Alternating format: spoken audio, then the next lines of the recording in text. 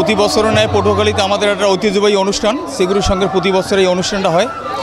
এবছর 8 দিনব্যাপী যে অনুষ্ঠানের কালকার শুক্রবার দিন কালকার হলো 6 তারিখ শেষের দিন এবং শনিবার দিন আমাদের মহোৎসব। আমাদের লোক সমাগম প্রতি বছরের মতো এবছরও খুব ভালো লোকজন। রাত্রবেলা একটু মহিলাদের চাপটা কম, গ্রামগঞ্জের লোকজন কম আসে যেহেতু বর্তমান প্রেক্ষাপটে চুরি ডাকাতির সংখ্যাটা বেশি, এই জন্য কিন্তু সর্বোপরি অনুষ্ঠান খুব সুন্দরভাবে হচ্ছে এবং আমরা এইভাবেই আমরা এই পরিবেশটা উৎসবমুখর পরিবেশে যেন আমরা সুন্দরভাবে অনুষ্ঠান করতে পারি এই আশাবাদ ব্যক্ত করি। এই দোকানে ইন্ডিয়ান অনেক কিছুই পাওয়া যাইতেছে, দেখলাম সব পছন্দ হইতেছে। তারপর কীর্তন শুনতে আসি, সব কিছু ঠাকুরের জিনিস টিনিস পাওয়া যাইতেছে, এগুলো দেখতে এসেছিলাম, মানে খুব পছন্দ হয়েছে। পুরোমাদের আক্কাবাড়িতে আমরা আসছি, পুজো অর্চনা চলছে শ্রীগুরুর সঙ্গ। এখানে বাচ্চা পুরুষদের নিয়ে সবার অনেক মানুষজন, এখানে আমার মেয়ে বাচ্চা নিয়ে আসছি, পুজো দেখতে আসছি। সেই পুজো অনেক দোকান পয়সা হচ্ছে, অনেক লোকের সমাগম হচ্ছে, সেই সমাগমের মধ্যে থেকেই অনুষ্ঠান সুন্দর আর সুস্থভাবে চলছে।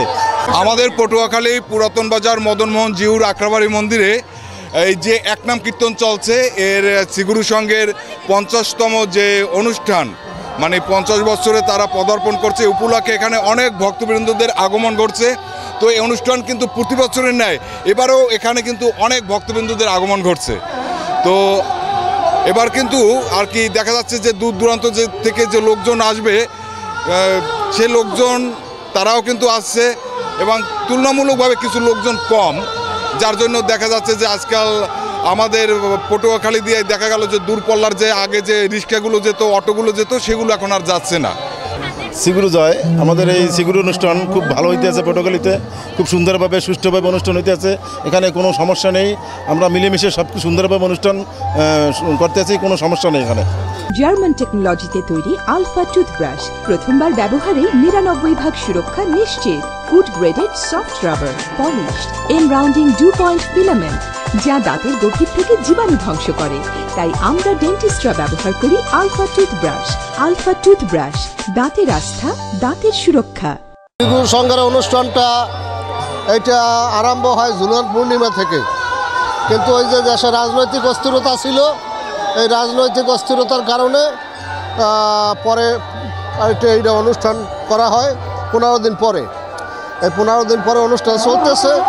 আমাদের এখানে যারা আছি আমরা সবাই ভাতৃসম্পূর্ণ, হিন্দু মুসলিম আমরা যারাই আসি না কেন তাদের সহযোগিতা ছাড়া তো এই অনুষ্ঠান হওয়ার কথা না। আমরা পটুয়াখালী জেলায় আমাদের এখানে কোনো তেমন সেই প্রভাব নেই। আমরা হিন্দু মুসলমান সবাই একত্রিত আছি, সবাই মিলে অনুষ্ঠান করি সুন্দরভাবে। দোকান করি প্রতি বছর, এখানে আসছি 4 দিন, কালকের দিন শেষ রাত্রে। আর এখানে বেচা কেনা আগে অনেক ভালো হইতো, অনেক একটু কম হয়। আর এটা ঐতিহ্যবাহী একটা কীর্তন, এ জায়গায় অনেক মানুষ হয়, খুব সুন্দর সুশৃঙ্খলা, কোনো সমস্যা নাই। জায়গায় আমাদের বেচা কেনা একটু কম আর কি বর্তমানে। আমরা এখানে প্রতি বছর আসি, পটুয়াখালী পুরাতন বাজার আখড়াবাড়ি। প্রতি বছরের ন্যায় এবছর বেচা কিনা কম। এর কারণ হচ্ছে বাংলাদেশের পরিস্থিতি ভালো না। আমরা এখন যে পর্যায়ে আছি তাতে আসলে যে বেচা কিনা হয় তাতে মিলতাল করতে পারতেছি না, তাই এখানে এবছর বেচা কিনা কম। এবারও আমাদের যে অনুষ্ঠান হওয়ার কথা ছিল 21শে আগস্ট থেকে 11ই আগস্ট 21শে আগস্ট, কিন্তু সার্বিক পরিস্থিতি, আইনশৃঙ্খলা পরিস্থিতির কারণে আমাদের অনুষ্ঠান কিছুদিন পিছিয়ে 8 দিন অনুষ্ঠান করতেছি। জনগণের যে উৎফুল্লতা একটু ঘাটতি আছে, কারণ গ্রাম থেকে লোকজন একটু কম আসে, কারণ তাদের আবার রাতের আগেই ফিরে দিতে হয়। তারপরও আমাদের যে ধর্মীয় প্রোগ্রাম, সনাতন ধর্মের পটুয়াখালী যে সর্বোচ্চ বড় উৎসব, এই উৎসব আমরা চালিয়ে দিতে চাই। জনগণ আমাদের পাশে আছে, সনাতন ধর্মের পাশে আছে। প্রশাসনের উদ্বুদ্ধকরণের জন্য আমরা আগামীতে আরও ব্যাপক হারে এই ধর্মীয় অনুষ্ঠান করতে চাই। সকলের সহযোগিতা কামনা করছি। আমাদের গুরুদেব শ্রীগুরু সংঘ প্রতিষ্ঠাতা পরিব্রাজকাচার্যবর শ্রী শ্রীমৎ দুর্গাপ্রসন্ন পরমহংসদেবের এবছরে 50তম তিরুভাব তিথি উৎসব।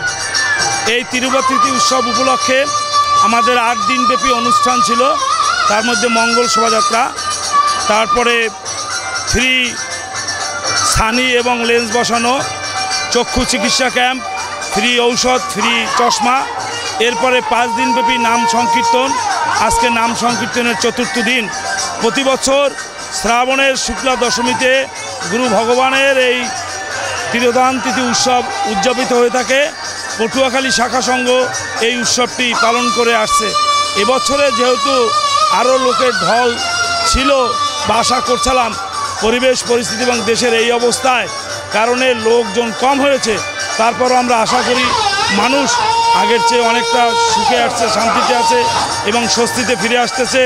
ভগবানের কাছে প্রার্থনা করি এবং শান্তিতে আমরা সবাই বসবাস করব।